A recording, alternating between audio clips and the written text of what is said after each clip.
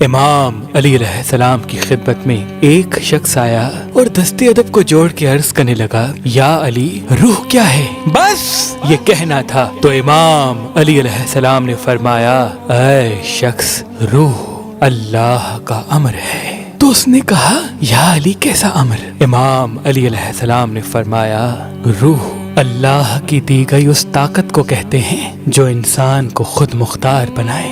اس خود مختار روح کو ایک محدود وقت کے لیے اللہ نے آزاد رکھا تاکہ وہ دنیا میں صحیح و غلط کا فرق معلوم کرے۔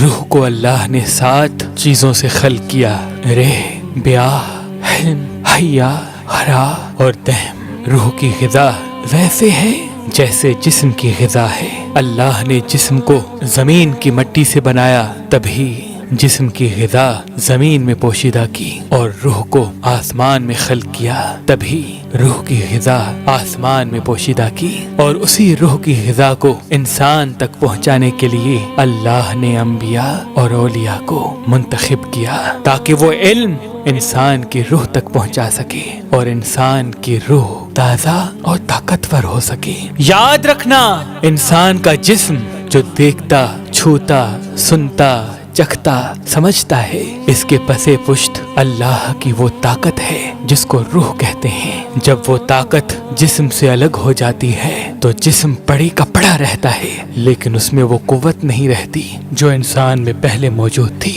تو اس نے کہا، یا علی، روح انسان کے جسم میں کہاں رہتی ہے؟ امام علی علیہ السلام نے فرمایا، پورا جسم روح کے ماتحت ہے اور روح دماغ و دل کے بیچ میں گردش کرتی ہے۔ پھر اس نے کہا، یا علی، روح کی طاقت کیا ہے؟ امام علی علیہ السلام نے فرمایا، روح کی عظیم طاقت میں سے ایک طاقت سوچ اور خیال ہے۔ یاد رکھنا، جہاں جہاں انسان کی سوچ چلی جاتی ہے وہاں وہاں انسان کی روح بھی جا سکتی ہے، لیکن افسوس تو یہ ہے نہ انسان اپنی سوچ پہ حکومت رکھتے ہیں اور نہ ہی اپنی روح پہ۔ تو وہ کہنے لگا، یا علی، اگر میں اپنی روح پہ حکومت پالوں تو میرے پاس کیا طاقت ہوگی؟ امام علی علیہ السلام نے فرمایا، اللہ نے روح انسان کو تحفہ بنا کے عطا کی ہے، لیکن افسوس تو یہ ہے کہ انسان گناہ، ظلم، حسد اور نفرت میں اتنا گر چکے ہیں کہ وہ اللہ کے اس تحفے کو نجس کر دیتے ہیں، اور یوں یہ طاقت انسان کے پاس